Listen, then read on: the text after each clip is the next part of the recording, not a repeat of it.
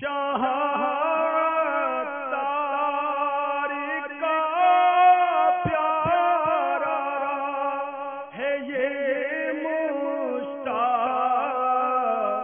عطاری۔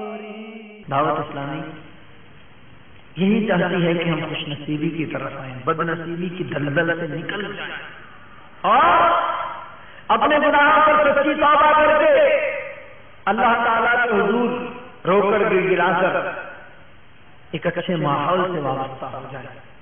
اور الحمدللہ دعوت اسلامی کا پر اللہ کا یہ خاص کرم ہے کہ ایک دو نہیں، سینکڑوں نہیں، لاکھوں لوگوں نے، خواہ وہ مرد ہوں، عورتیں ہوں، جوان ہوں، بوڑھے ہوں، درمیانی عمر کے ہوں، اپنی گناہوں بھری زندگیوں سے توبہ کی۔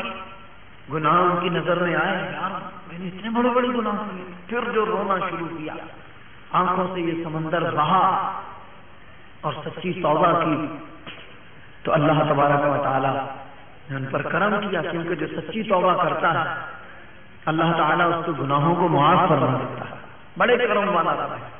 اور وہ اس ماحول سے اسلامی بھائی وابستہ ہوئے، آج الحمدللہ ان کا دل نیکیوں میں لگ رہا، نیکی کرتے ہیں، اس کے باوجود رب کی بارگاہ میں رو رو کے دعا کرتے ہیں، اور ان کے پیش نظر صرف یہ دنیاوی معاملات نہیں ہیں، بلکہ الحمدللہ دعوت اسلامی یہ چاہتی ہے کہ ہم اپنے آقا علیہ السلام کے طریقے پر عمل کر کے، حضور علیہ السلام کے فرمان پر عمل کر کے دنیا میں بھی سرخروئی حاصل کریں اور آخرت بھی ہماری سنور جائے۔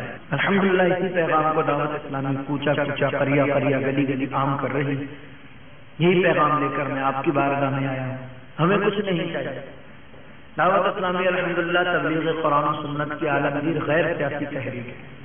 اس کا مقصد صرف سنت عام کرنا ہے، لوگوں کو صلاۃ و سنت کی طرف لانا ہے، اور ہماری کوئی غرض نہیں۔ ہم اپنے باپ دادا کے فضائل بیان نہیں کرتے، نہ ہمیں ضرورت۔ ہمیں تو الحمدللہ یہی بتایا گیا ہے کہ قرآن و حدیث کی بات کرو، بزرگان دین کی بات کرو، تو یہی آپ کے سامنے میں نے پیش کی۔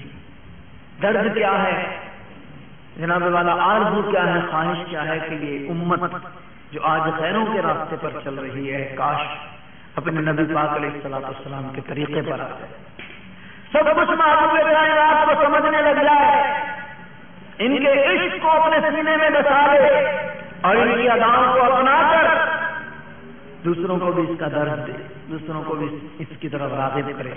یہی مقصد لے کر میں آپ کی بارگاہ میں حاضر ہوا ہوں۔ مجھے اپنی اور ساری دنیا کے لوگوں کی اصلاح کی کوشش کرنی ہے۔